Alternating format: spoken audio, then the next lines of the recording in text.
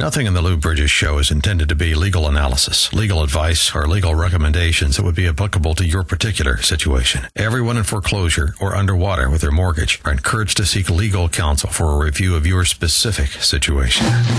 Welcome to the weekly broadcast of the Lou Brydges Show, telling the truth about the foreclosure crisis and the greatest financial crime in history that created it. Are you in foreclosure, at risk of foreclosure, or underwater with your mortgage? Do you know someone who is? Every week on this show, you'll get real answers from a real attorney. Lou Brydges will explain options in the foreclosure process. He'll talk about defective mortgages, mortgage restructuring, loan modification, short sale negotiation, and discuss what to look for when choosing a foreclosure defense attorney.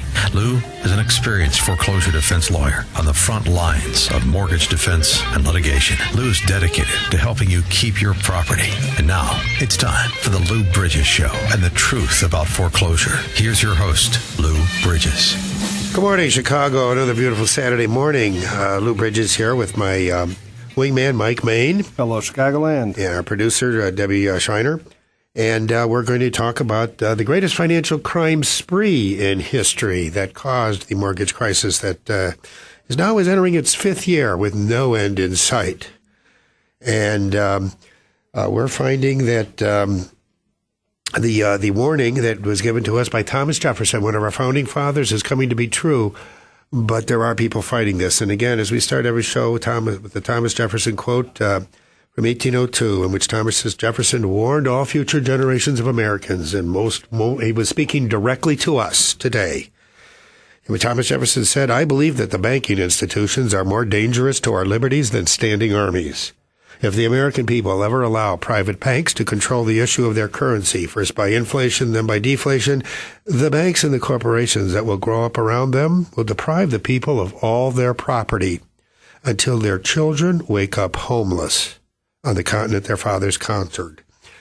Well, this was a warning and a prophecy. If you let it happen, people, it will happen. If you don't, and beware, and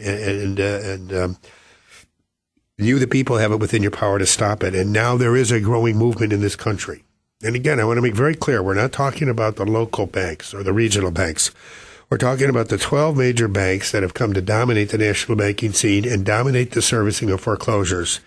These 12 banks service over 99% of the mortgages, half of which are probably owned by the federal government, the Fannie Mae and Freddie Mac, and about the other half, give or take a few percentage points, are privately securitized, and that is they're owned by trust. The retirement fund, your retirement fund, the public employee retirement funds. And these banks are acting totally in their own self-interest, and they're making a fortune. They're making untold billions of dollars in foreclosing. And that is why all the government programs and for the loan modification programs have been abject failures, because these banks service the mortgages. They do not own them.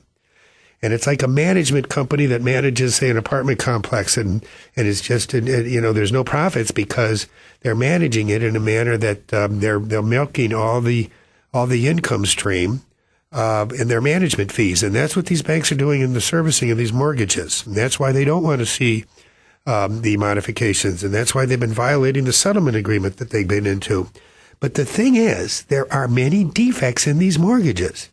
There was a lot of illegal activity in the origination that was designed entirely to induce the homeowner to sign a mortgage for far more than the property was worth. Because when you're bundling and packaging mortgage-backed securities, as the Wall Street investment banks were, you make more money if you have 2,500 mortgages of averaging $300,000, that comes to $750 million. 2,500 mortgages averaging $200,000 would be $500 million. So you're talking about a $250 million increase in this one mortgage-backed security. And they're putting together 4 or 5 of those today, and at a 1% commission, they're making $10 to $20 million more per day.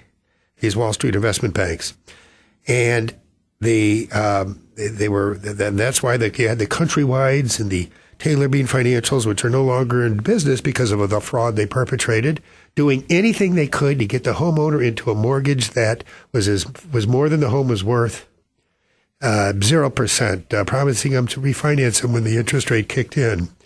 interest-only loans, all kinds of gimmicky loans and all kinds of deception.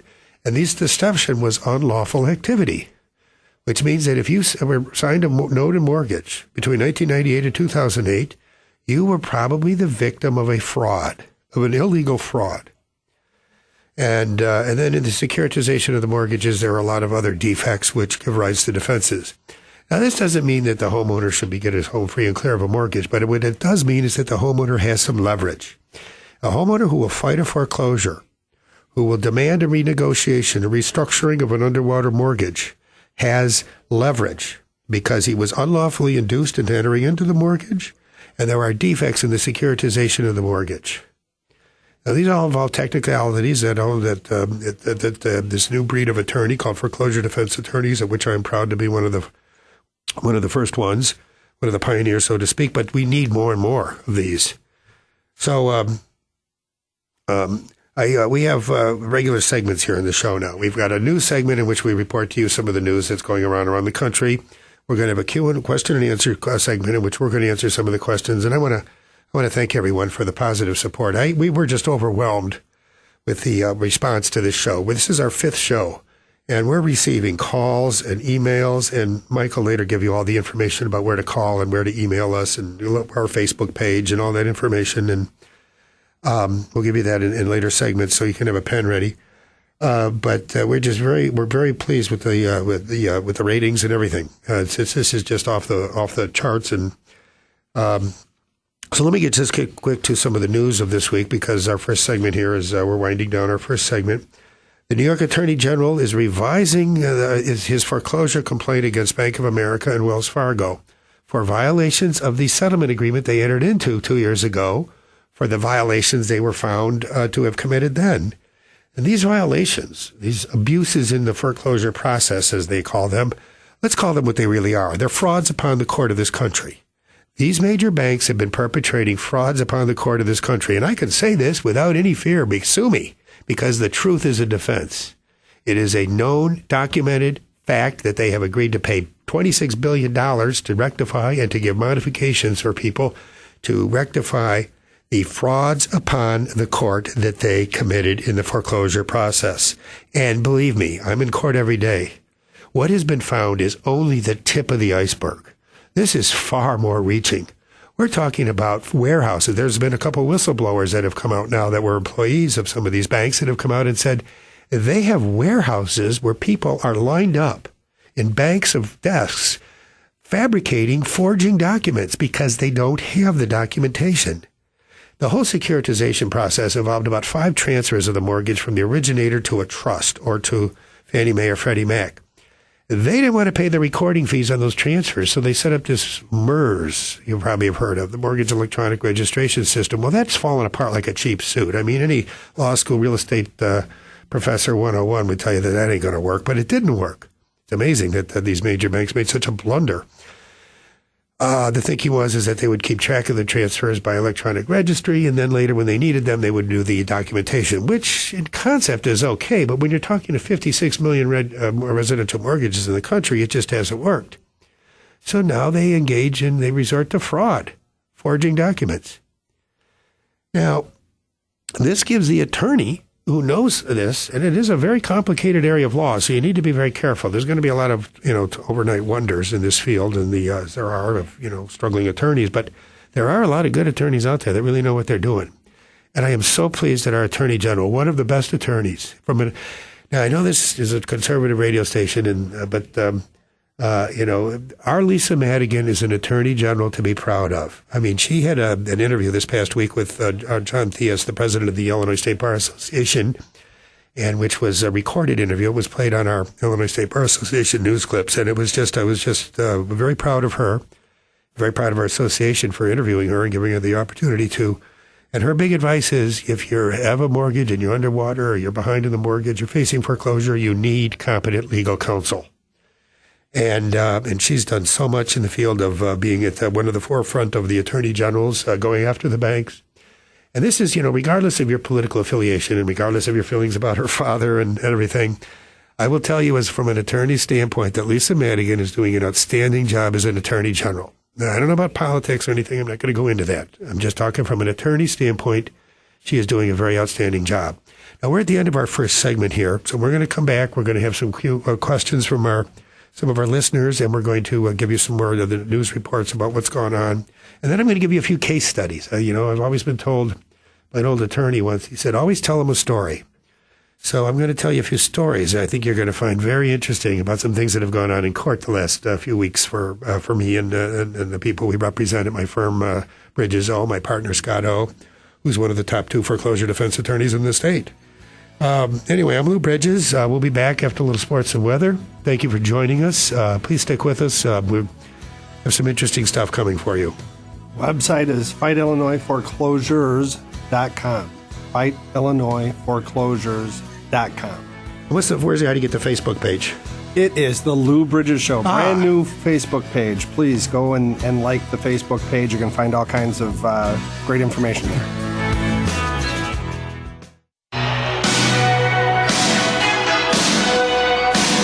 Welcome back to the Lou Brydges Show with Louis Brydges, one of Chicago's leading foreclosure defense attorneys. Here's Lou to tell you what to look for when hiring a foreclosure defense attorney and how to avoid being conned on AM 560. The Answer. Hello, Lou Brydges back here with we're going to get quite right to the news segment here. This past week, the Attorney General of New York, Eric Schneiderman, one of Lisa Madigan's counterparts that she works with and has been helping and supporting, has revising the allegations of his lawsuit against Wells Fargo and Bank of America regarding the violations of the mortgage settlement agreement that they reached 2 years ago. So, see, these banks have failed to meet the standards laid out by the National Mortgage Servicing Settlements. And if anyone has a mortgage and has tried for a modification, you're saying, no kidding. Tell me about it. Because there's no one there to talk to, and they're just, I'm not going to go into it. We need 10 shows to go into all the violations and all the abuses.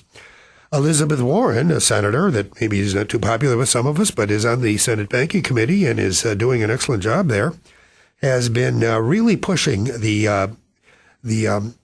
Office of Comptroller of the Currency, because you see, the banks have taken over branches of the government.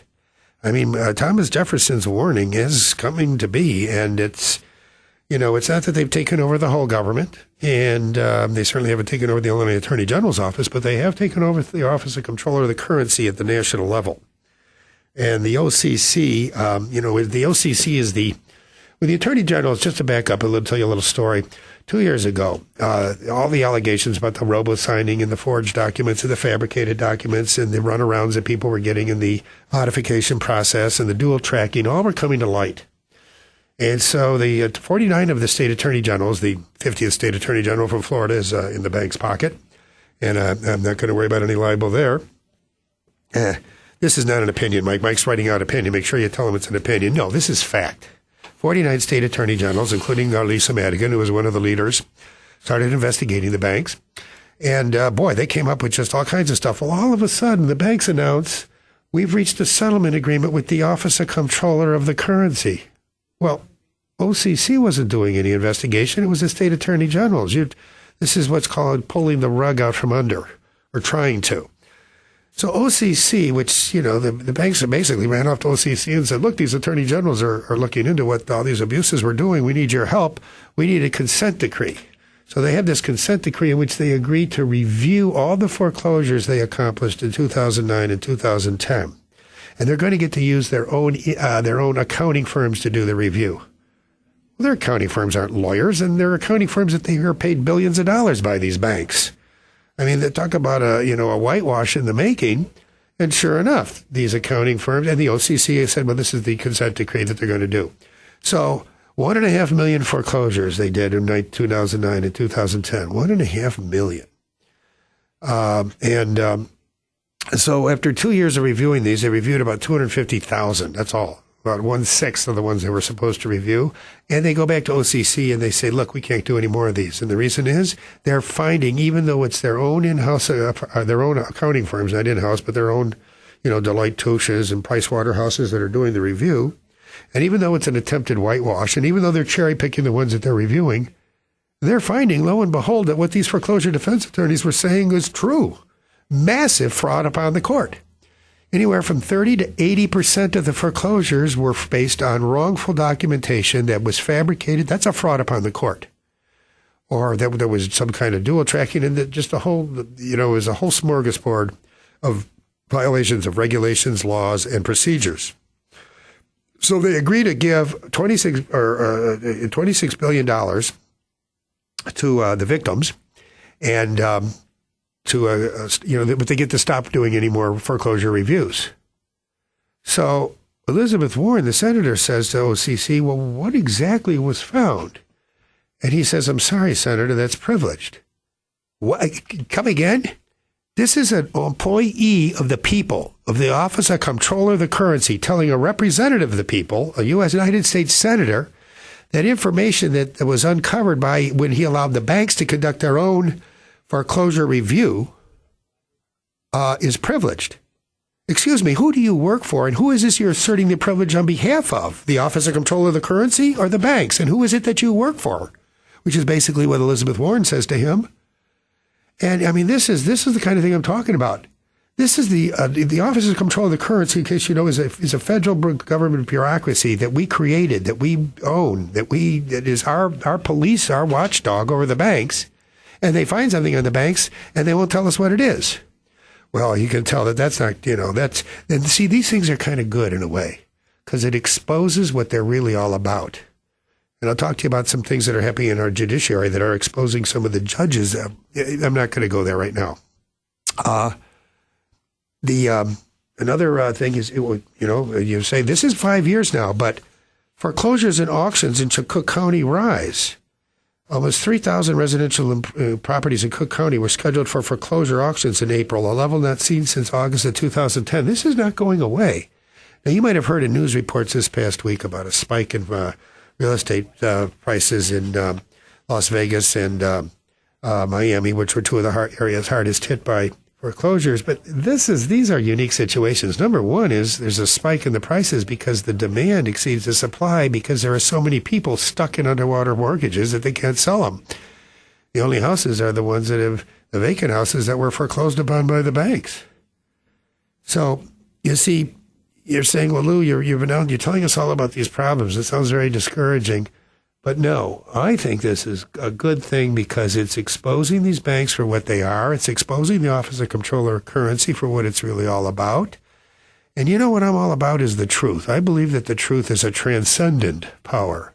And when the truth comes out, then we're starting on the path to setting things right. And the truth is coming out. The truth is coming out about the fraud upon the courts.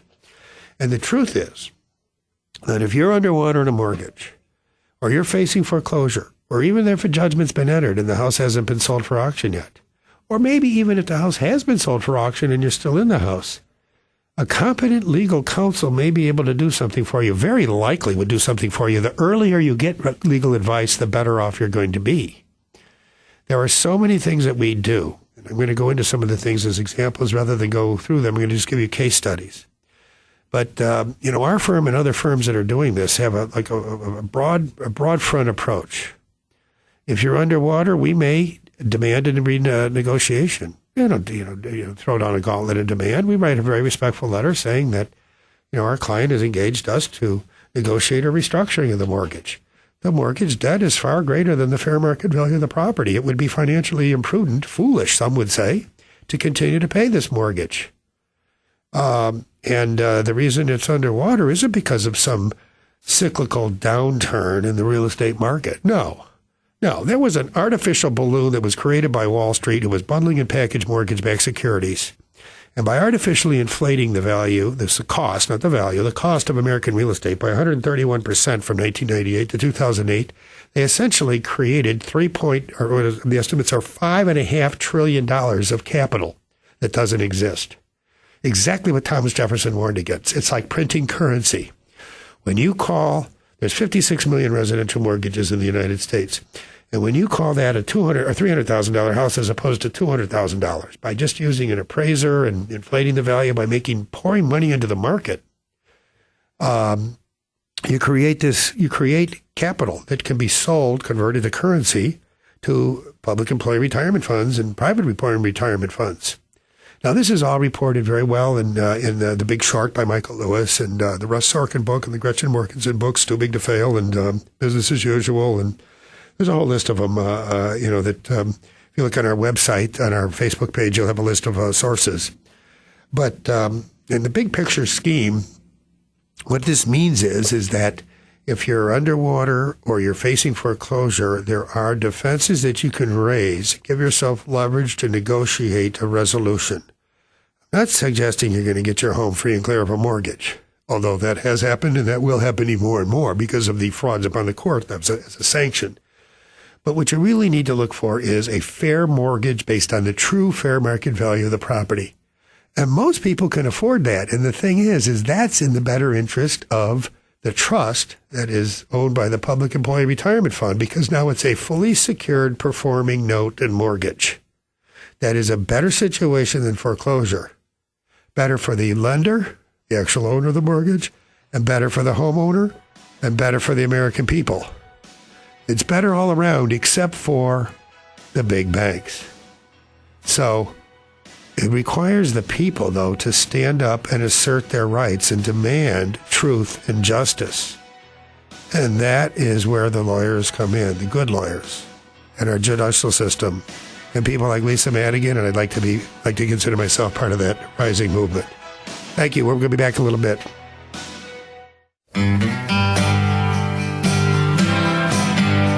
Brydges of the law firm Brydges & O & Associates, one of the leading foreclosure defense firms in the Chicago area, rejoins you now on the Lou Brydges Show.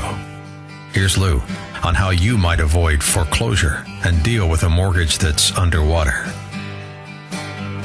Hello, Lou Brydges again. And just quickly through the news reports. Foreclosure crisis still has millions in its grips, reported by CNBC. 5 years after the mortgage meltdown sparked a wave of home foreclosures, millions of Americans are still in housing limbo and battling to save their homes despite government programs meant to save them.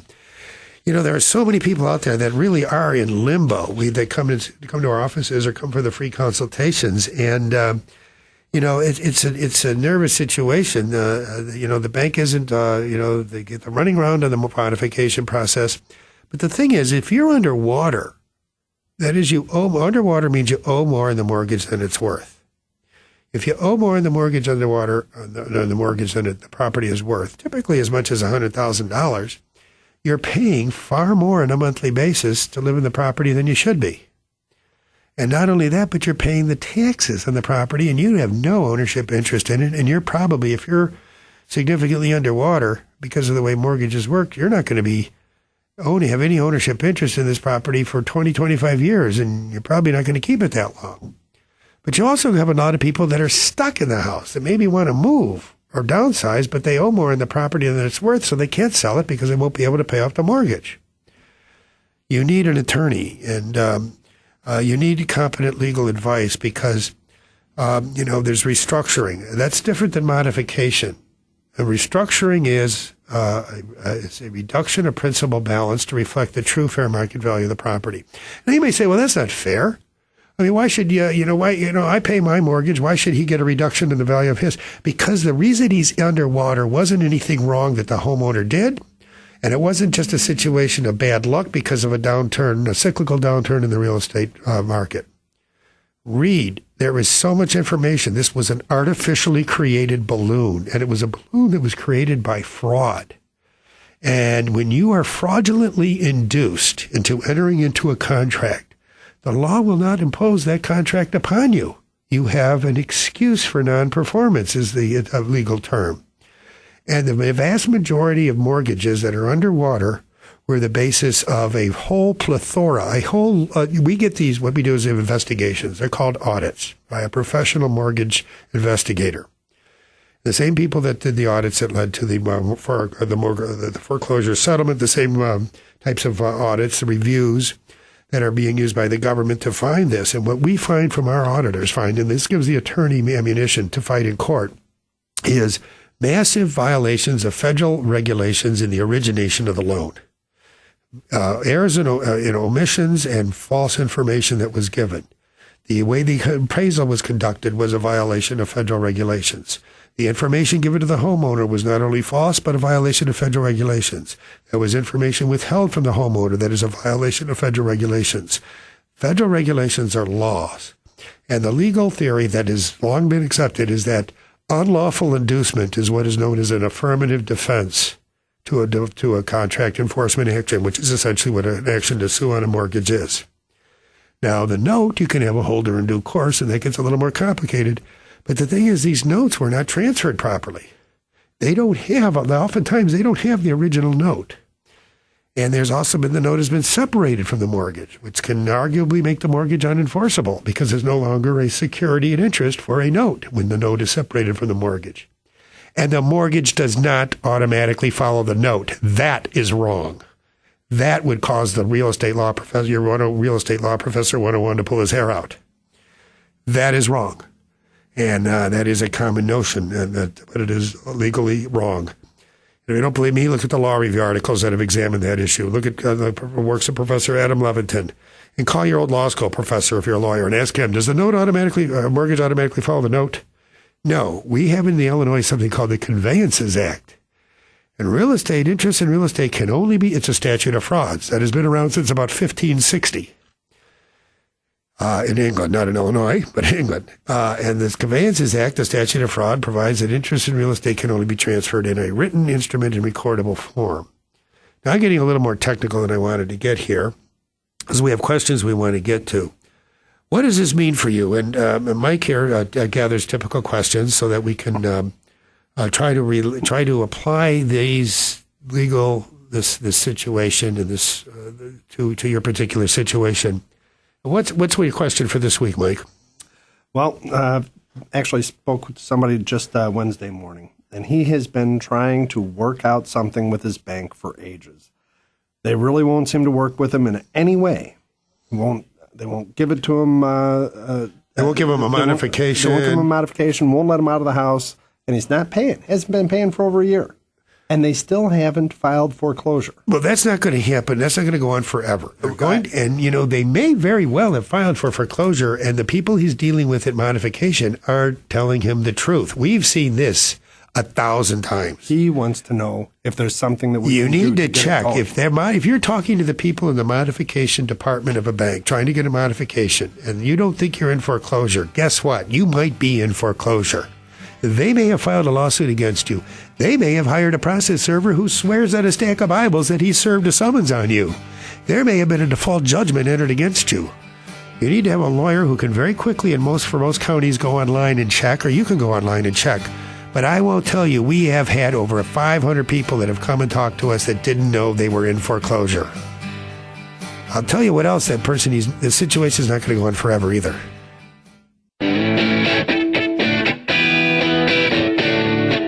Return to the Lou Brydges Show, telling the truth about the foreclosure crisis and the greatest financial crime in history. Here's Lou Brydges, an attorney on the front lines of the ongoing battle for our land. Hi, I'm Lou Brydges again, back with Mike Wayne. And when we broke the last section, we were answering a question from that one of the listeners had given to Mike about somebody was in foreclosure. They weren't in foreclosure, but they were going nowhere with the modification. They're living in the house free, and that's that's something to be again. They're probably their credit is being decimated. Well, there is something you can do. Number one is you can object to the validity of the debt so that you can stop the damage to your credit rating. And there is an objection to the validity of the debt because if it was fraudulently induced, it maybe isn't owed. And the bank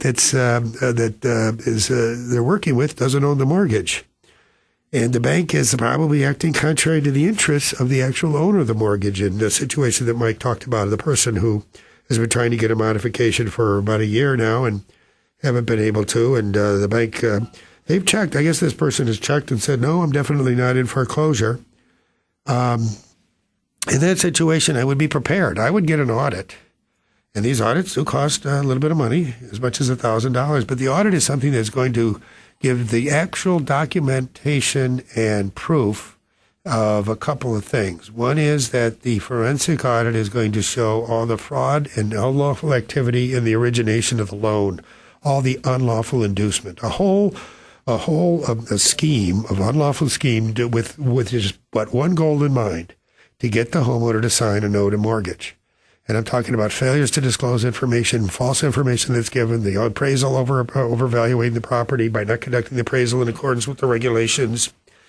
So you get that audit, and then you get the securitization audit, which shows that that there's been a failure of securitization, that the mortgage hasn't been properly transferred, and that it's probably still technically owned by some originator or special purpose vehicle, originator that maybe no longer exists, so there'd be no way they could transfer it. There's all kinds of legal problems that could come up the works. And you send that to them with a letter, is what we do. Say, look, we're demanding a restructuring. We don't intend to default on this obligation, but you got us into a note of mortgage for far more than the property is worth, or your originator, your predecessor in interest. And I want a fair mortgage. This is how much I make, and this is what the property is worth, and this is what a good interest rate would be, and this is what I want.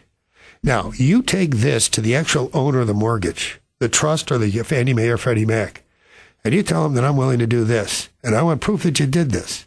And if you don't do this, then you're breaching your fiduciary duty to them because you're just the servicer and you're not servicing the mortgage in their best interest. That's something we're trying. Another radical thing we might do is actually file a suit to quiet title. That'll get their attention. We file a suit to have the Countrywide mortgage, for example. Countrywide doesn't exist anymore. There's still a mortgage recorded by Countrywide, and nobody will deal with us. The servicer won't deal with us. They won't get a modification. So I file a lawsuit and serve Countrywide, the only holder of the recorded mortgage, asking that the mortgage be declared null and void because it was based on a fraudulent inducement. You know what? Countrywide's going to default on that lawsuit, probably, because there is no Countrywide. So I don't know how well that's going to work, but, we're going to try that and tell me where I'm wrong. Who's going to come in and defend? And I get a judgment from a judge that says that this mortgage is null and void by default judgment, and I record that. And then later you record an assignment from Countrywide. Well, guess what? Countrywide's mortgage has been declared null and void. So your assignment that you record after the fact may not be effective. It all involves the titles to the property in this country are going to be mucked up for a generation because of this mortgage electronic registry that the banks put together, that the banks owned, and that the courts for a while were giving deference to, particularly Cook County courts were giving all kinds of deference to the MERS. Well, every law review article, every legal professor, every sort of learned analysis said, this is flawed. Where do we start? It took the University of Cincinnati Law Review article 75 pages to go through all the flaws of the MERS system. Finally, the judges in Cook County started to but then even some of them still say it's a MERS mortgage. You gave a mortgage to MERS. MERS never loaned any money. A mortgage wasn't created. It's a lot of very complex legal issues. And the thing is that it's so complex and very few lawyers understand them on either side. The foreclosure mill attorneys certainly don't get it, and very few defense attorneys do. But when you raise these issues, I'll tell you a little story about a case we had. I was appointed by a federal judge. I don't know. She must have, somehow she got my name. She appointed me. Somebody had applied to be represented as an indigent in federal court. Now, it was a Deutsche Bank case. For some reason, Deutsche Bank files their foreclosure actions in federal court. Why, I don't know, but I don't mind because federal court is a very nice forum. We've got some very learned judges, very educated judges, and a lot of our arguments are received much more receptively in federal court because you've got, law clerks and they look it up and they say, yeah, these two defense attorneys are absolutely right. So we don't mind being in federal court at all. So anyway, the first time I go to court, and this is a case I've been appointed to, I talked to, there was one of these, it was one of these foreclosure mill attorneys. Actually, it was a little more than a foreclosure mill. It was actually a real law firm. And there was a young associate there, and she says to me, I said to her, is there some way we can work this out? And she said, yeah, you could give us a deed in lieu of foreclosure, which is just basically giving up. And I said, well, there could be defects in this mortgage. We're going to get an audit. She says, oh, those audits are just a ripoff. The judges know that they're just a ripoff. I says, the judges in Cook County, some of the judges say they're a ripoff, but the fact is they reveal the truth. And I like the truth. So she said, well, no, we're not going to settle. So we get the audit. I got about 40 seconds here. I'm going to tell you the rest of the story when we come back, because this is a really good story that I'm not going to brush through. And it's a really good story about what happened. And I think it'll make your day. It made my day. It certainly made our client's day. Quick reminder of FightIllinoisForeclosures.com, our telephone number. If you have any questions for the show or want to ask some questions about your situation, 224-513-1231. And don't forget our new Facebook page, The Lou Brydges Show. So Facebook.com/TheLouBrydgesShow. That's Brydges with a Y, by the way. Brydges, Brydges, the old English way. Welcome back to the Lou Brydges Show with Louis Brydges, one of Chicago's leading foreclosure defense attorneys. Here's Lou to tell you what to look for when hiring a foreclosure defense attorney and how to avoid being conned on AM 560. The Answer. That's right, people. Look what's happening out in the streets. We got the people rising up against these big banks, and this is a great time to be living in. It's an historic time, and you're going to tell your grandchildren about this, because there is a movement in this country growing and growing that recognizes that these major banks are not going to take over this country. We're not going to give away the land, and we're going to heed the advice that was given us to it by Thomas Jefferson, and we're not going to let our children wake up homeless on the continent their fathers conquered. But I was telling you a little story about this case in federal court where I was appointed to represent an indigent defendant, that is a poor person who couldn't afford an attorney. She's in a mortgage. She's an elderly woman who's retired, and some shyster at, Taylor Bean Financial or Countrywide, or I can't remember which it was, got her into a mortgage and had an appraisal and said, it's a $175,000 house, so we get you $175,000 and you can buy the house and you can pay the mortgage because it's going to be 0%, and your Social Security is going to be enough to pay it. Well, it was for a couple of years until the interest rate kicked in and she couldn't refinance, and so now this old lady who's put her life savings in a down payment is, looking at going out on the street. And so she shows up in court and tells the judge what her situation is, and the judge tells her to fill out the form, and she gets, so the judge appoints me to represent him.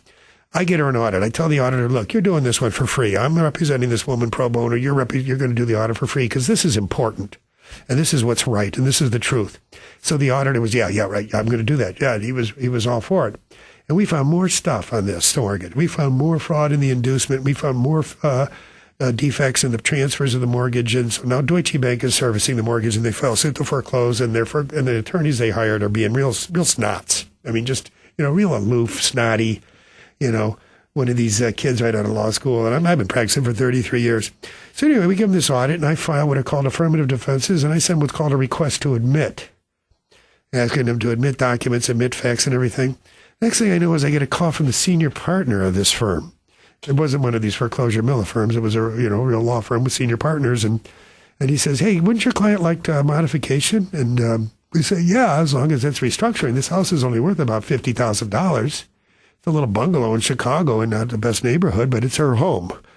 And he said to me, "How much?" And I said, "Well, it's worth whatever the home is worth." And we find out the home appraises for $50,000. She now has a mortgage for $39,000. She's got some equity in the property. She'll make her payments from her Social Security. She'll have plenty of money to make them. And I did my good deed for the day, and I was proud to do it because at the end of the day, if you use your talents and skills to help the people of your tribe, you'll always have that going for you, whether you make money or not. Now, as it turns out, if you have something where you can help other people, you're probably going to make money. But regardless, someday that's going to all be useless or worthless to you. If you do something with your life to be important, and that's what I feel privileged to do, and that's why I have this radio show, to spread the truth, because the truth is a transcendent force. And I believe in a light. I believe in a transcendent force. You may call it God. I call it the truth. And the truth is, never give up the land. Fight for truth and justice. You'll never be alone in this country. You've been listening to the weekly radio broadcast of The Lou Brydges Show with attorney Louis Brydges, telling the truth about foreclosure. Have you received threats of foreclosure? Are you in a foreclosure right now, seeking a loan modification, considering strategic default, or any other legal action? Know and protect your rights, and do not give up the land. Lou Brydges' passion is to help you keep your home and achieve your legal goals. To receive a free consultation, which may help you decide how to defend against foreclosure, understand your options, and learn what to look for in choosing a foreclosure defense attorney, call 224-513-1231. That's 224-513-1231. Or visit FightIllinoisForeclosures.com. That's FightIllinoisForeclosures.com. Get real answers from a real foreclosure defense firm and discover the legal tools at your disposal. Tune into AM 560 The Answer next Saturday morning at 8 for The Lou Bridges Show, telling the truth about foreclosure.